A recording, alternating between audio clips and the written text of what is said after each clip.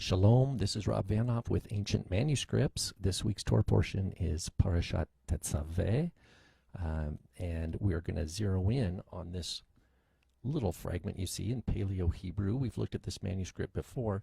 This is from Cave 4 at Qumran. It dates to the 2nd century BC, and it's in Paleo-Hebrew, as you can see. There's a fragment from Exodus 29, verses 22 through 24. And because of the highly fragmentary nature of this manuscript, we're only going to point out a specific few details here because we can't see the entire passage. But what we're going to look at here today is this word here,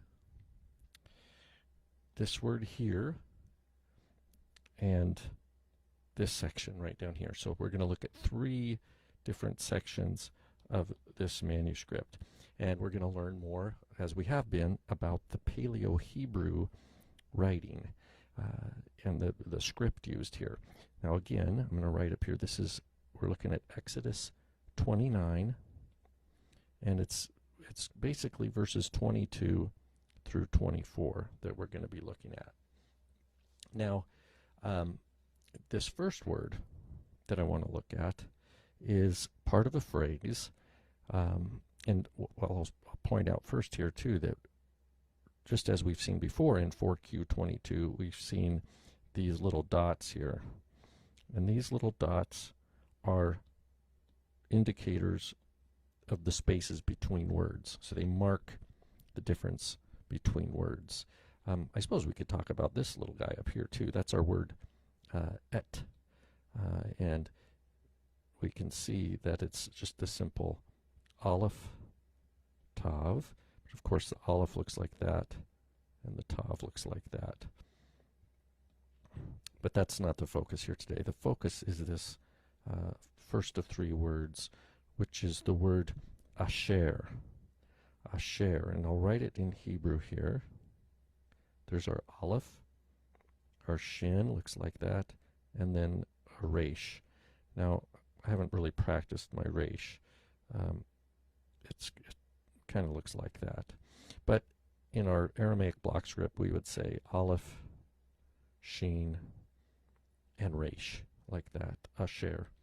And this is from verse 22, and it says, Hachelev asher alehen, that is the fat that is upon them. It's talking about the fat that is upon the kidneys, that is going to be offered here as we're going to call a tenufah, offered up to the Lord. So the Aleph, Shin, Resh we see here, and then we see an ayin, kind of like that, and then we can see a little bit of the lamed. See, that's that lamed there, and that's the word al. And in the Hebrew, the whole word here is alehen, upon them. Asher alehen. Now, of course, we don't have that whole phrase.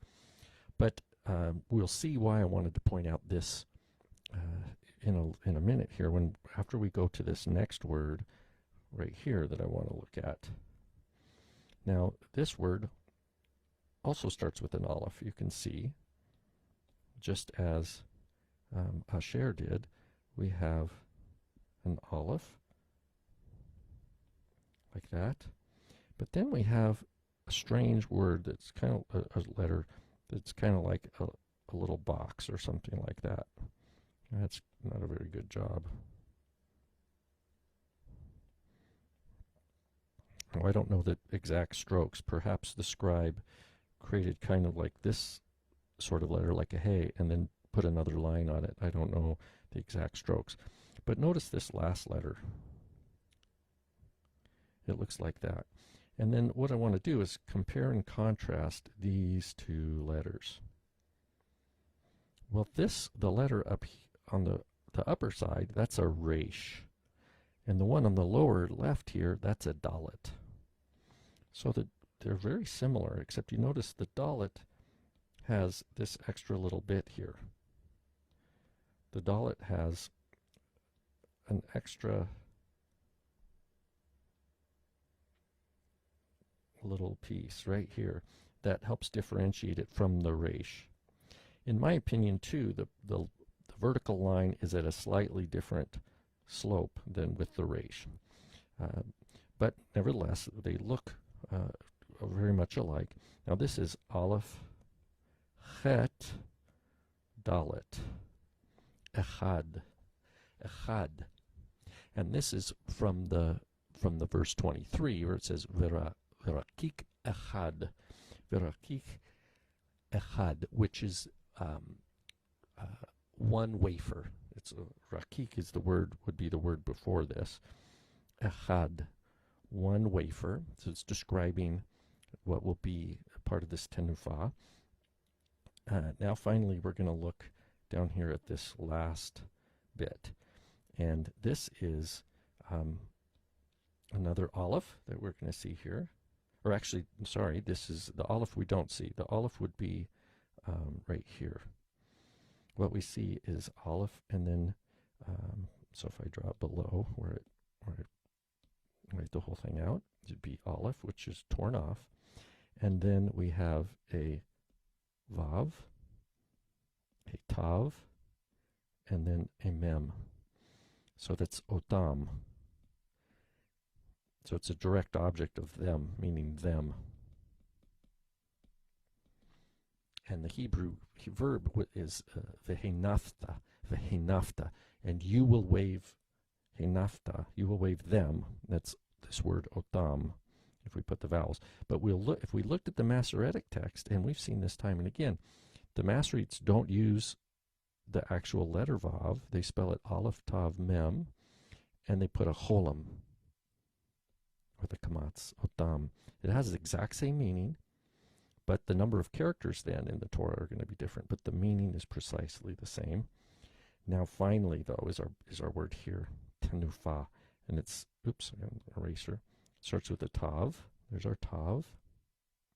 Then a nun.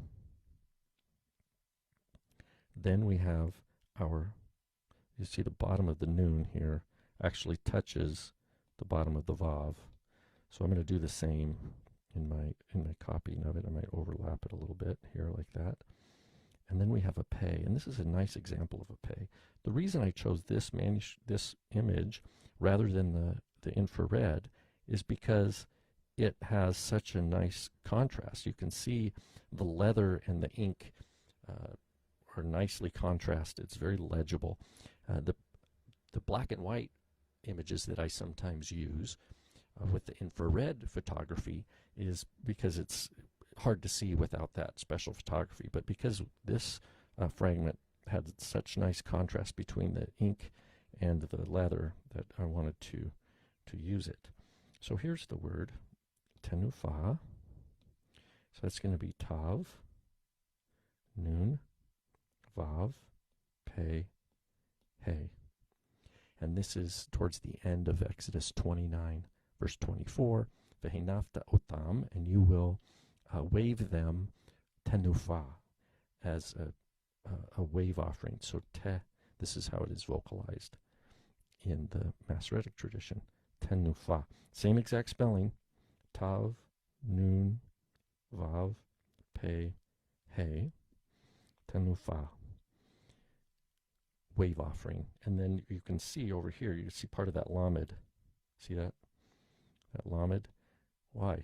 Well, that said lifnei Adonai. If we were to continue that over, that's what we'd see. We'd see lifnei, and then we'd see yotivave, and it would be in some sort of paleo script, presumably here. I'm kind of scribbling it out there, but that's what we would see. The lifnei here, I've got a mix here. I've used Aramaic block for the lifnei, but it's vehinafta otam tenufa lifnei Adonai. So the cool things that we see here that we haven't seen so much is the pei. This nice pei right here. Last week we saw tet and some other letters at tzadi. This week we see a chet, which is rare. That's this word here. And also what I liked, and the reason I chose this manuscript, fragment, and there's highly fragmentary, we don't have a lot from this Torah portion, is specifically this contrast between the Dalet in Echad below and the Resh in Asher above. And then maybe as you're getting good, you can notice, oh, there's a Mem right there, right?